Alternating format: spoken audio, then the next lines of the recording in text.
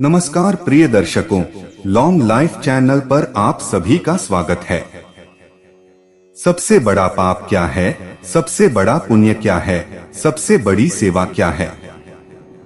अगर आप ये तीनों सवाल समझ जाएंगे तो आप कभी भी गलत काम नहीं कर सकते हैं। तो दर्शकों, यह वीडियो बहुत ही ज्ञानवर्धक और रोचक होने वाला है, तो वीडियो को ध्यान से और अंत तक जरूर सुने और सच्चे दिल से कमेंट में जय श्री कृष्ण जरूर लिखें। दर्शकों, पूरे मानव जाति के लिए हैं, जहां हम कुछ भी करते हैं तो कम से कम सोच समझकर करना चाहिए, नहीं तो घोर पाप लग सकता है। क्या करने से कलयुग में सबसे बड़ा पाप होता है, हमें पता नहीं, इसलिए यह जानकारी सभी को प्राप्त करना आवश्यकता है। आइए जानते हैं कौन सा कर्म करने से हमें पाप लगता है, पाप का दंड कैसे और किस रूप में मिलता है। यदि हमें पता होता तो शायद जिन लोगों ने पाप कर रहे हैं वह आज पाप नहीं करता। वर्तमान युग अधिकांश लोग पाप कर रहे हैं, उन्हें पता ही नहीं है कि ऐसे गलत काम करने से पाप होता है। यदि उन्हें पता भी है तो भयंकर दंड भी मिलेंगे। जानते हैं क्या करने से कलयुग में सबसे बड़ा पाप होता है।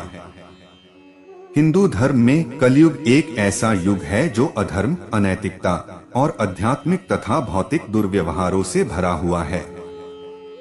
कलयुग में सबसे बड़ा पाप है अहंकार या अपने आप को ऊंचा दिखाने की इच्छा।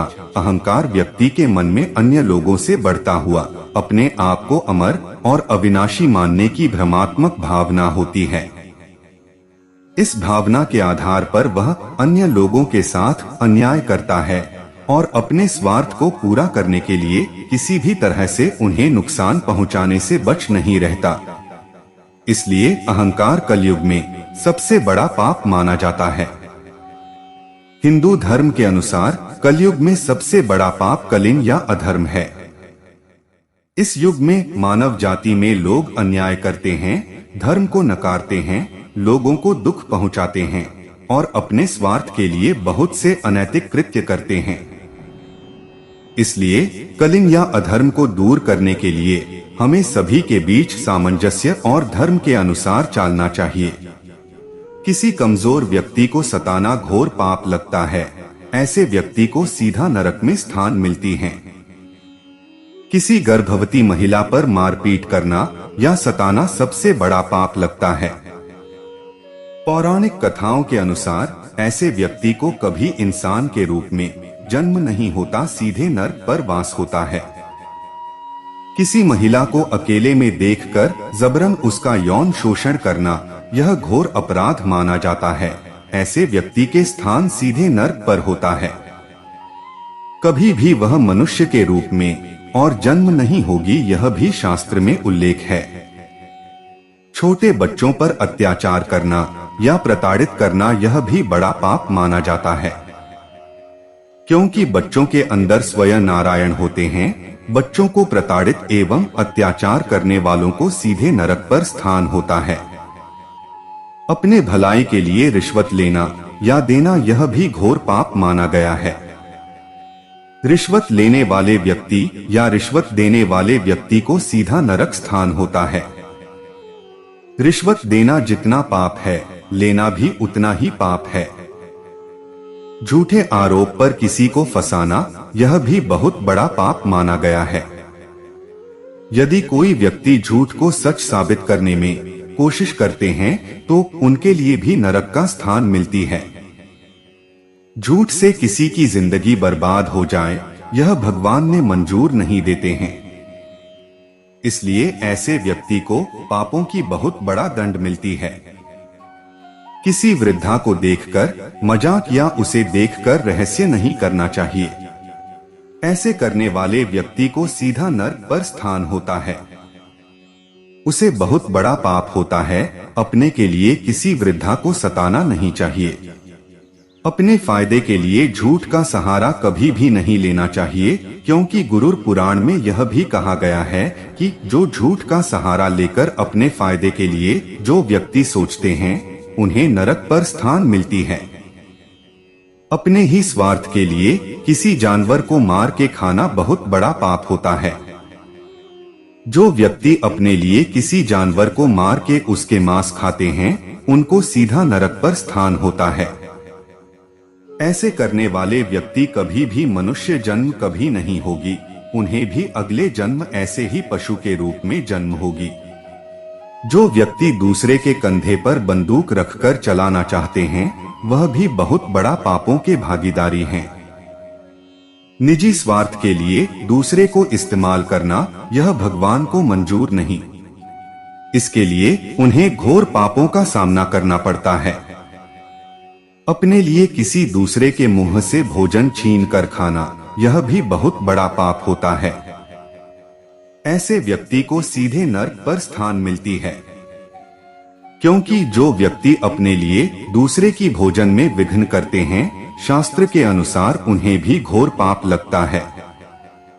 जो व्यक्ति अपने को बहुत बड़ा बुद्धिमान समझते हैं, दूसरे इंसान को छोटे नजर से देखते हैं और अपने आप को घमंड में भरा हुआ है, ऐसे व्यक्ति को सीधे नरक पर स्थान मिलती है।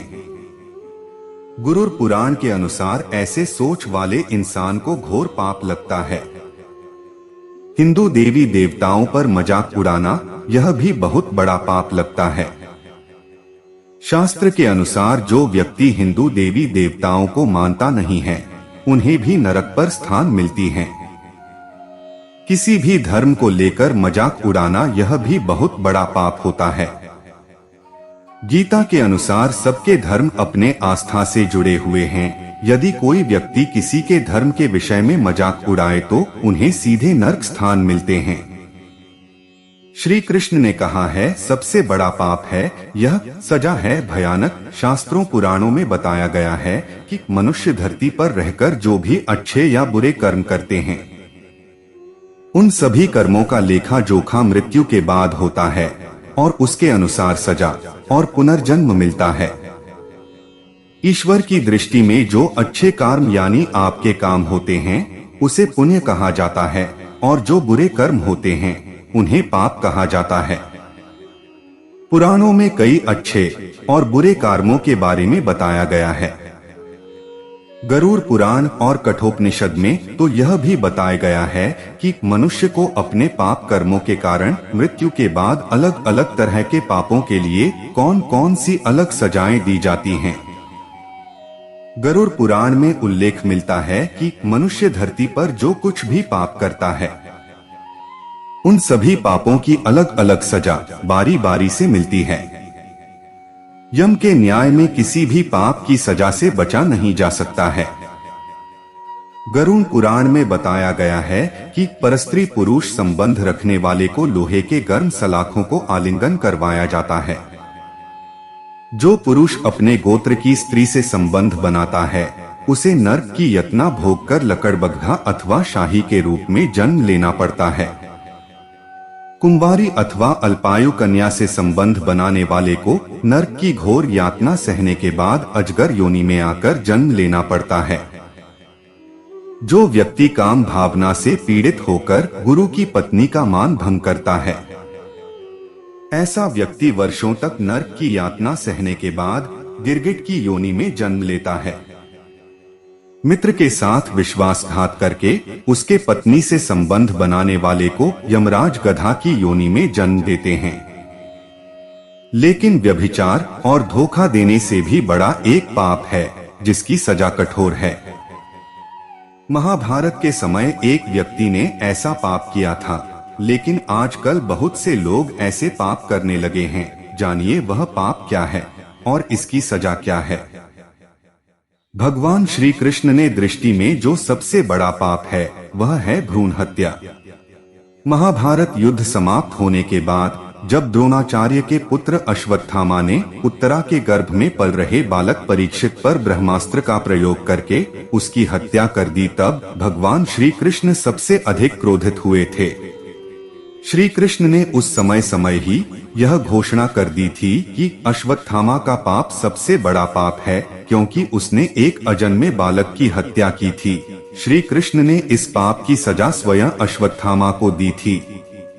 श्री कृष्ण ने अश्वत्थामा के सिर पर लगा चिंतामणि रत्न छीन लिया और शाप दिया कि तुमने जन्म तो देखा है, लेकिन मृत्यु को नहीं देख पाओगे, यानी जब तक सृष्टि रहेगी तुम धरती पर जीवित रहोगे और कष्ट प्राप्त करोगे। भ्रूण की हत्या करने वाले के लिए सबसे कठोर सजा निर्धारित है और ऐसे व्यक्ति को कई युगों तक इस सजा का दंड भुगतना पड़ता है। कलयुग का सबसे बड़ा पाप। हिंदू धर्म ग्रंथों के अनुसार श्री कृष्ण ने द्वापर युग में महाभारत काल में ही बहुत सी ज्ञान की बातें बताई थी, जो कि आज के इस काल रूपी कलयुग में बहुत लाभदायक है और काम आ रही है। भगवान श्री कृष्ण की वह बातें अगर मनुष्य सीकर अपने जीवन में उन चीजों को उतार ले तो जीवन में उसे कोई भी परेशानी का सामना नहीं करना पड़ेगा। तो दोस्तों, आज हम आपको बताते हैं कि भगवान श्री कृष्ण ने सबसे बड़े पाप के बारे में क्या बताया था। भगवान श्री कृष्ण ने बताया था कि सबसे बड़ा पाप है किसी निर्बल को सताना और संसार का सबसे बड़ा दंड भी उस निर्बल के मुख से निकली हाय है। जैसे एक मृत पशु के खाल से बनी ध्रुवंकी कठोर लोहे को भस्म कर सकती है, वैसे ही आप चाहे जितने भी शक्तिशाली क्यों ना हो, किसी निर्दोष किसी निर्बल को सताया है तो उसकी मन से निकली हाय आपके जीवन को भस्म कर सकता है। सबसे बड़ा पुण्य क्या है, ये सवाल अक्सर हमारे ज़हन में कौंधता रहता है कि आखिर सबसे बड़ा पुण्य क्या है। आइए आज आपको एक प्रेरणादायक कहानी के माध्यम से इसका जवाब बताता हूँ।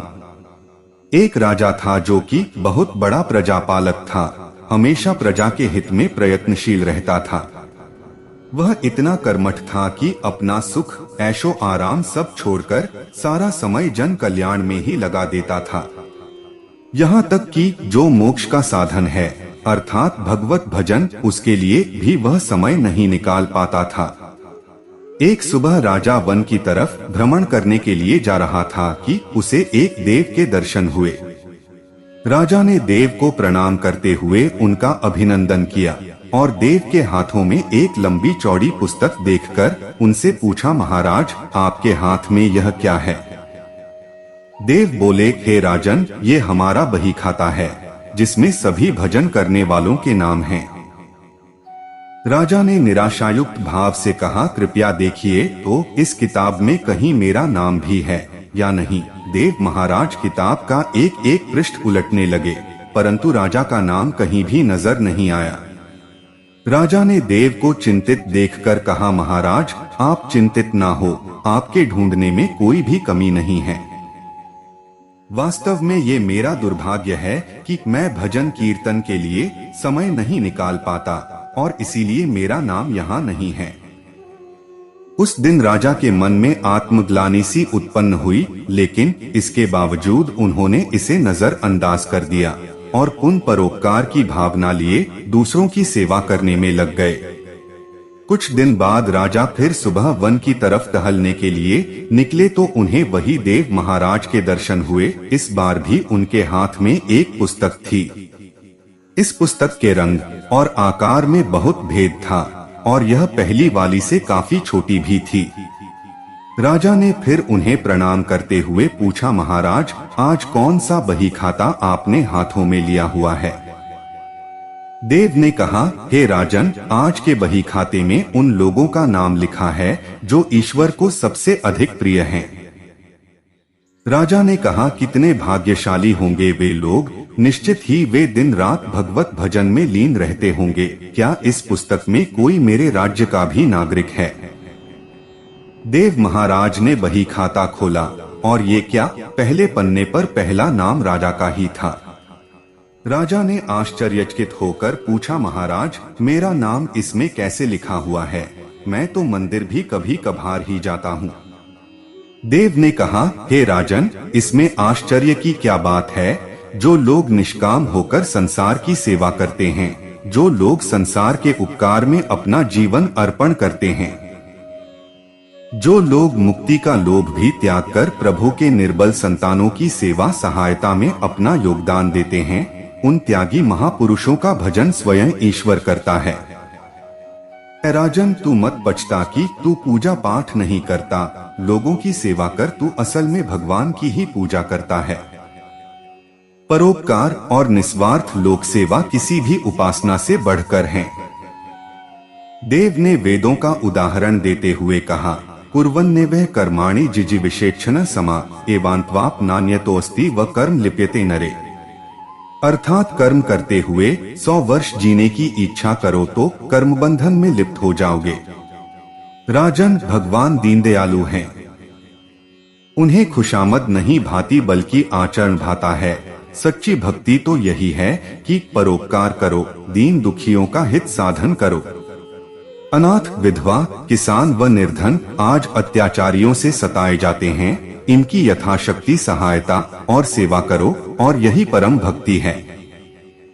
राजा को आज देव के माध्यम से बहुत बड़ा ज्ञान मिल चुका था और अब राजा भी समझ गया कि परोपकार से बड़ा कुछ भी नहीं, और जो परोपकार करते हैं वही भगवान के सबसे प्रिय होते हैं।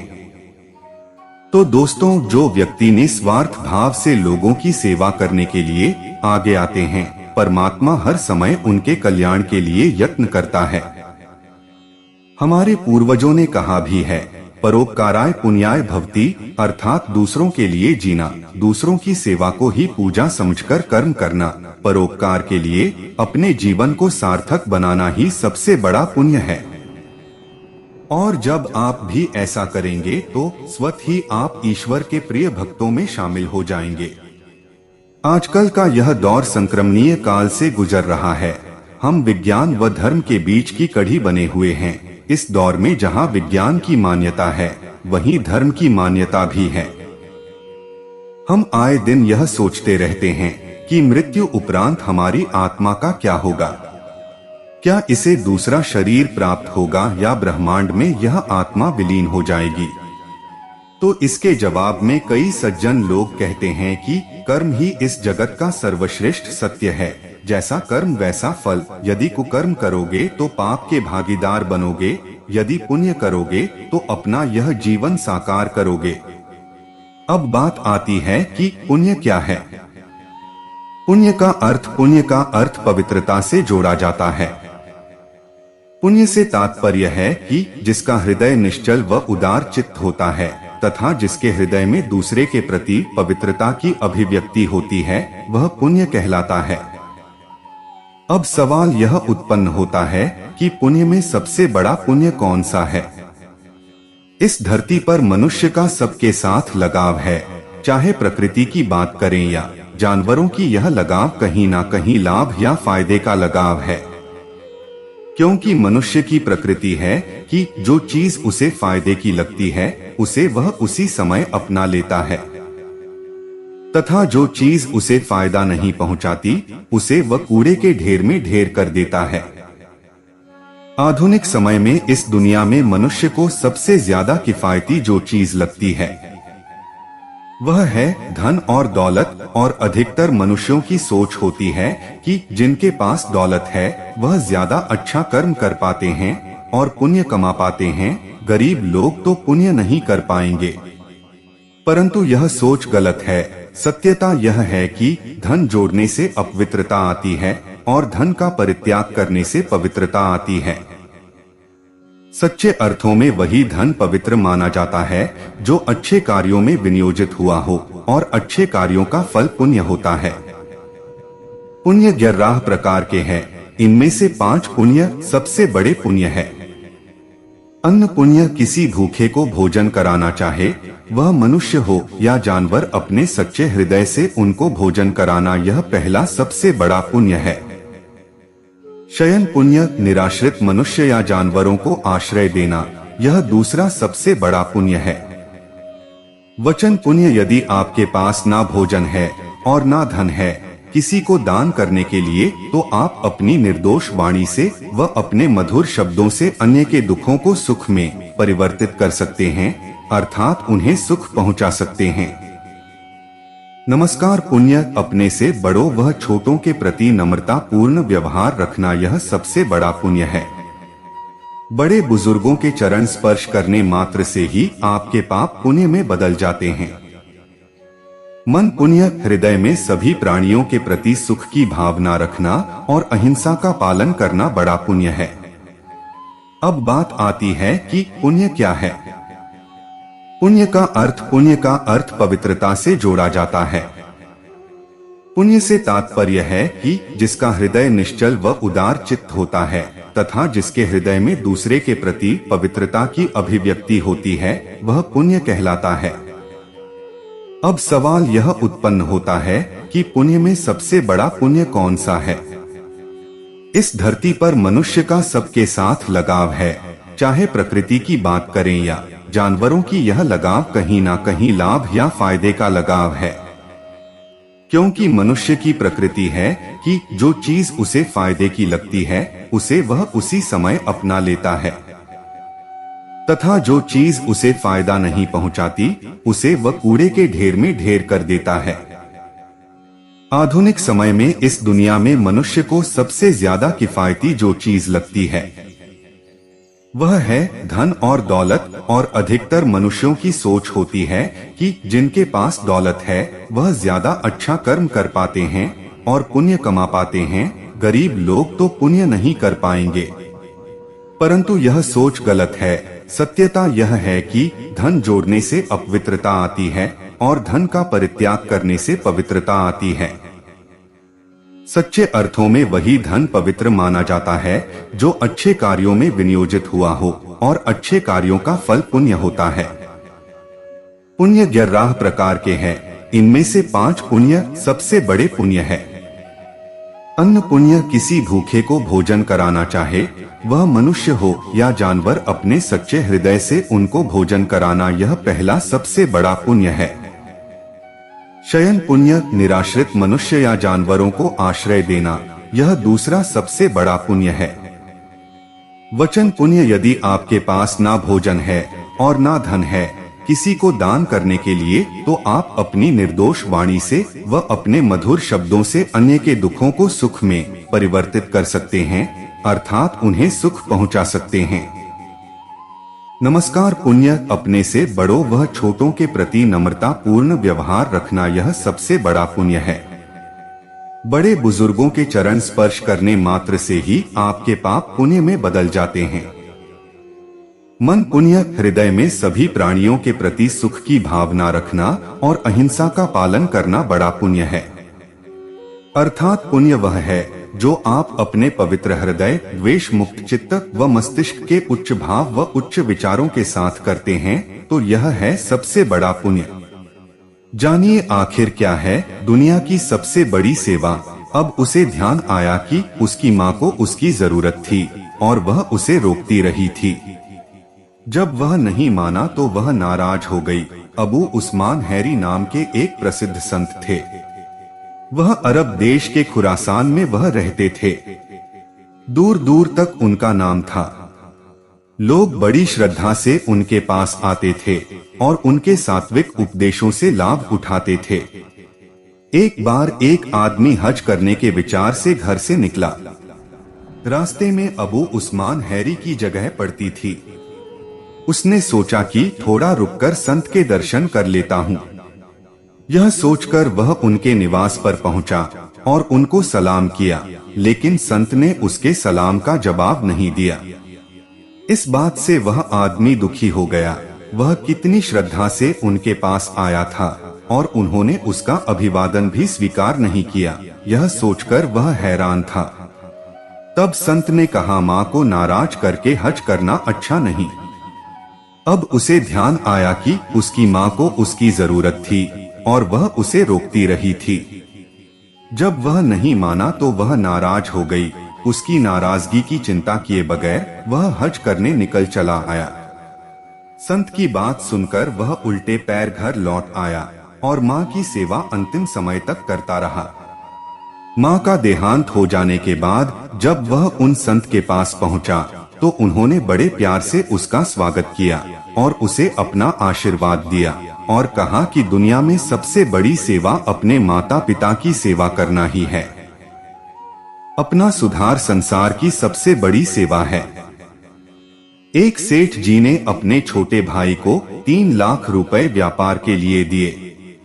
उसका व्यापार बहुत अच्छा जम गया, लेकिन उसने रुपए बड़े भाई को वापस नहीं लौटाए। आखिर दोनों में झगड़ा हो गया। झगड़ा भी इस सीमा तक बढ़ गया कि दोनों का एक दूसरे के यहाँ आना जाना बिल्कुल बंद हो गया। घृणा व द्वेष का आंतरिक संबंध अत्यंत गहरा हो गया। सेठ जी हर समय हर संबंधी के सामने अपने छोटे भाई की निंदा, निरादर व आलोचना करने लगे। अपना सुधार संसार की सबसे बड़ी सेवा है। सेठ जी अच्छे साधक भी थे, लेकिन इस कारण उनकी साधना लड़खड़ाने लगी। भजन पूजन के समय भी उन्हें छोटे भाई का चिंतन होने लगा। मानसिक व्यथा का प्रभाव तन पर भी पड़ने लगा। बेचैनी बढ़ गई। समाधान नहीं मिल रहा था। आखिर वे एक संत के पास गए और अपनी व्यथा सुनाई। संत श्री ने कहा, बेटा तू चिंता मत कर, ईश्वर कृपा से सब ठीक हो जाएगा। तुम कुछ फल व मिठाइयाँ लेकर अपने छोटे भाई के यहाँ जाना और मिलते ही उससे केवल इतना कहना, अनुज सारी भूल मुझसे हुई है, मुझे क्षमा कर दो। सेठ जी ने कहा, महाराज मैंने ही उनकी मदद की है और क्षमा भी मैं ही मांगू। संत श्री ने उत्तर दिया, परिवार में ऐसा कोई भी संघर्ष नहीं हो सकता जिसमें दोनों पक्षों की गलती न हो। चाहे एक पक्ष की भूल 1% हो, दूसरे पक्ष की 99% पर भूल दोनों तरफ से होगी। सेठ जी की समझ में कुछ नहीं आ रहा था। उसने कहा, महाराज मुझसे क्या भूल हुई? बेटा तुमने मन ही मन अपने छोटे भाई को बुरा समझा, यही है तुम्हारी पहली भूल। तुमने उसकी निंदा, आलोचना व तिरस्कार किया, यह है तुम्हारी दूसरी भूल। क्रोधपूर्ण आंखों से उसके दोषों को देखा, यह है तुम्हारी तीसरी भूल। अपने कानों से उसकी निंदा सुनी, यह है तुम्हारी चौथी भूल। तुम्हारे हृदय में छोटे भाई के प्रति क्रोध व घृणा है, यह है तुम्हारी आखिरी भूल। अपनी इन भूलों से तुमने अपने छोटे भाई को दुख दिया है। तुम्हारा दिया दुख ही कई गुना होकर तुम्हारे पास लौटा है।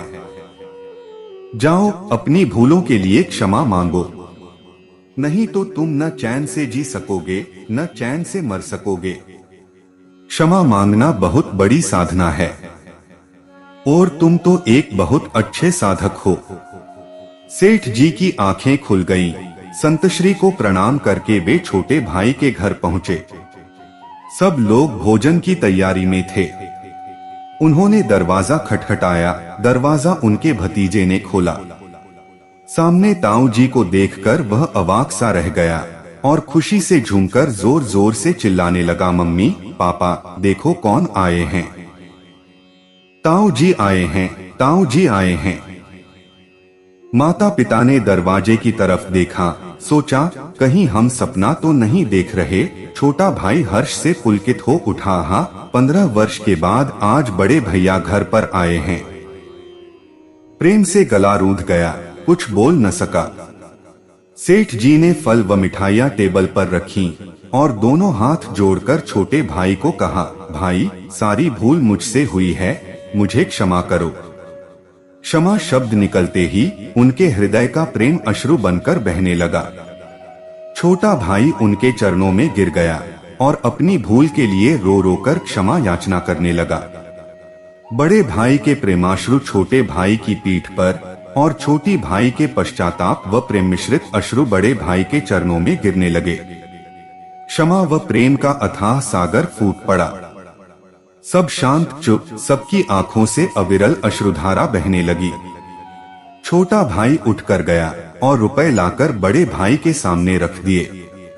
बड़े भाई ने कहा, भाई आज मैं इन कौड़ियों को लेने के लिए नहीं आया हूँ। मैं अपनी भूल मिटाने, अपनी साधना को सजीव बनाने और द्वेष का नाश करके प्रेम की गंगा बहाने आया हूँ। मेरा आना सफल हो गया, मेरा दुख मिट गया। अब मुझे आनंद का एहसास हो रहा है। छोटे भाई ने कहा, भैया जब तक आप ये रुपए नहीं लेंगे तब तक मेरे हृदय की तपन नहीं मिटेगी। कृपा करके आप ये रुपए ले लें। सेठ जी ने छोटे भाई से रुपए लिए और अपने इच्छानुसार अनुज, वधू, भतीजे व भतीजी में बांट दिए। सब कार में बैठे घर पहुंचे। 15 वर्ष बाद उस अर्धरात्रि में जब पूरे परिवार का मिलन हुआ तो ऐसा लग रहा था कि मानो साक्षात प्रेम ही शरीर धारण किए वहां पहुंच गया हो। सारा परिवार प्रेम के अथाह सागर में मस्त हो रहा था। क्षमा मांगने के बाद उस सेठ जी के दुख, चिंता, तनाव, भय, निराशा रूपी मानसिक रोग जड़ से ही मिट गए और साधना सजीव हो उठी। मनुष्य की आत्मा में एक ऐसा दिव्य प्रकाश मौजूद है जो यदि आलोकित होने लगे तो वह अपने प्रकाश क्षेत्र को स्वर्गीय बना सकता है। स्वर्ग और नरक कोई स्थान नहीं वरन दृष्टिकोण है। जब मनुष्य तमोगुणी, तुच्छ, हीन, पतित, पाप दृष्टि अपनाकर अपने सोचने और काम करने का ढंग दूषित कर लेता है वो उसे अपने भीतर जलती हुई चिता जैसी जलन अनुभव होती है और बाहरी जगत में संघर्ष, क्लेश, द्वेष, रोग, शोक, दारिद्र्य, चिंता, भय, पीड़ा, त्रास की परिस्थितियों बिखरी हुई दृष्टिगोचर होती हैं। किंतु यदि दृष्टिकोण उच्च स्तरीय हो, उसमें सात्विकता, प्रेम, दया, करुणा, मैत्री, सेवा, उदारता, क्षमा, आत्मीयता जैसे आदर्शों का समन्वय हो तो व्यक्ति का अंतःकरण हर घड़ी संतोष, उल्लास, सुख एवं शांति से भरा रहता है। ऐसे व्यक्ति को अपने बाहरी जीवन में भी सर्वत्र सौजन्य, स्नेह, सद्भाव, सहयोग एवं सत्कर्मों का वातावरण ही फैला दिखता है। यूं यह दुनिया 3 गुणों से बनी है। इसमें भला बुरा सभी कुछ है। पाप और पुण्य का, देवत्व और असुरता का, दुख और सुख का, उचित और अनुचित का अस्तित्व यही है।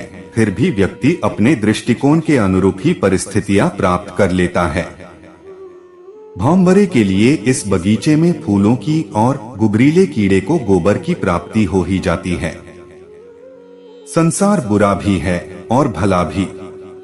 यहाँ न दुष्टों की कमी है न सज्जनों की, पर यह सब होते हुए भी हमारे दृष्टिकोण का चुंबकत्व अपने आप में एक ऐसा शक्तिशाली तत्व है जो अपने आकर्षण से अपनी जाति की वस्तुओं, आत्माओं एवं परिस्थितियों को खींचकर समीप जमा कर लेता है। अपना सुधार संसार की सबसे बड़ी सेवा है। सदैव प्रसन्न रहिए। जो प्राप्त है वो पर्याप्त है। हम बदलेंगे, युग बदलेगा। तो प्रिय दर्शकों, उम्मीद करता हूँ कि आपको वीडियो पसंद आया होगा और आप हमारे चैनल पर नए हो तो वीडियो को लाइक और चैनल को सब्सक्राइब जरूर करें। आपके एक लाइक से ही हमें प्रेरणा मिलती है और हम मोटिवेट होते हैं। धन्यवाद।